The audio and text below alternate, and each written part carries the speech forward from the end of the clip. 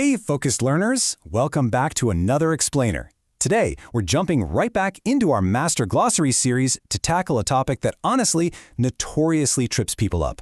We're looking at the rarest but absolutely the trickiest of the motivating operations, the surrogate motivating operation, or CMO-S. Okay, let's dive into this. Have you ever heard a sound, like a high school bell ringing, and suddenly felt a very real physical shift in your motivation? Like an instant phantom hunger? Are you just having Pavlovian flashbacks to the cafeteria? Or is that sound an actual motivator, changing how much you want something? Well, it's surprisingly easy to confuse a simple cue with a true motivator. But today, we're going to pull them apart so you never mix them up again. Let's start with the formal definition.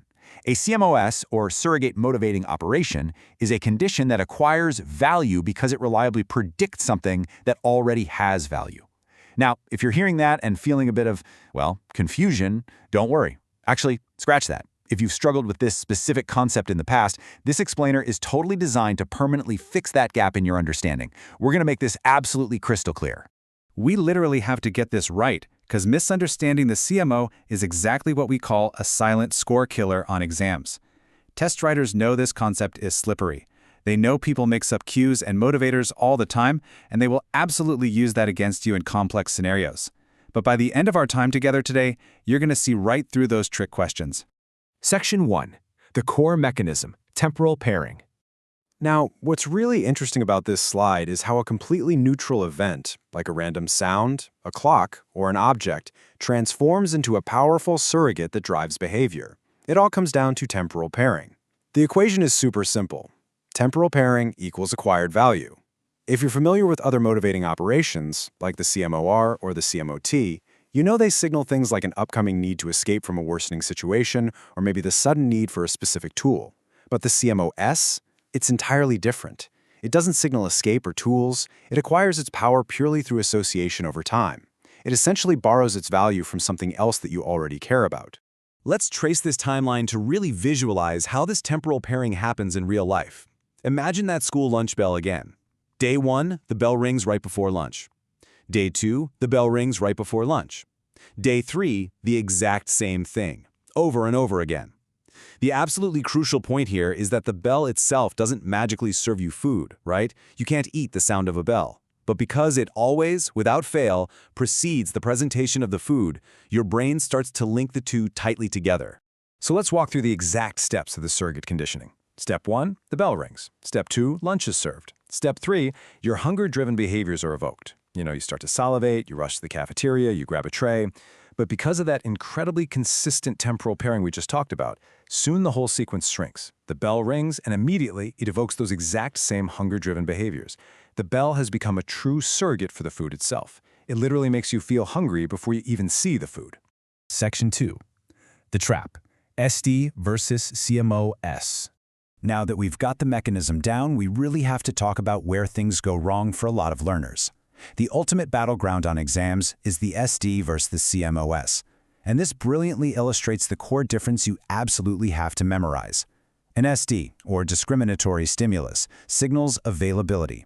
It simply tells you when you can get reinforced. A CMO-S, on the other hand, alters value. It dictates how much you actually want that reinforcement in that specific moment. Knowing when a door is unlocked so you can get inside is entirely different from desperately wanting what's actually behind that door. Let's break this down even further using our lunch bell analogy. If we treat the lunch bell as an SD, its function is purely to signal availability. It essentially tells you, hey, the cafeteria is open, you can line up now. It's just a green light. But if we look at the lunch bell as a CMO-S, its function alters value. It literally makes you physically hungry.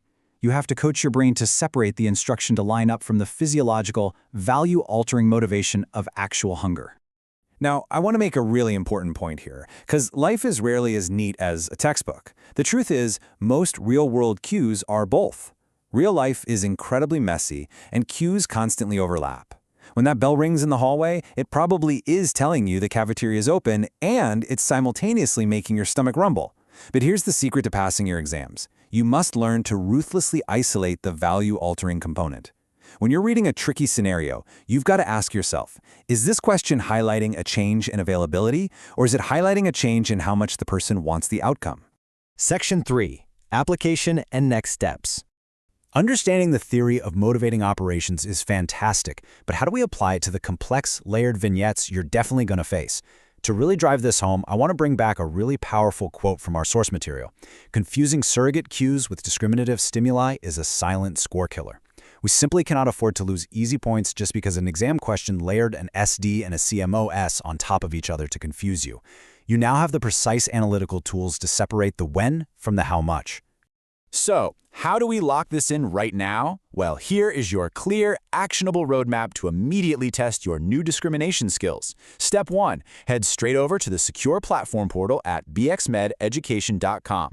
Step 2. Tackle and completely crush today's BxM quiz block. Put everything we just discussed about temporal pairing and value alteration into practice. And step 3, once you've done that, unlock the master explanation to truly solidify your grasp of the whole shebang. Which brings us to our final thought for this explainer. Are you ready to isolate the value and conquer your exam? You've got the knowledge now.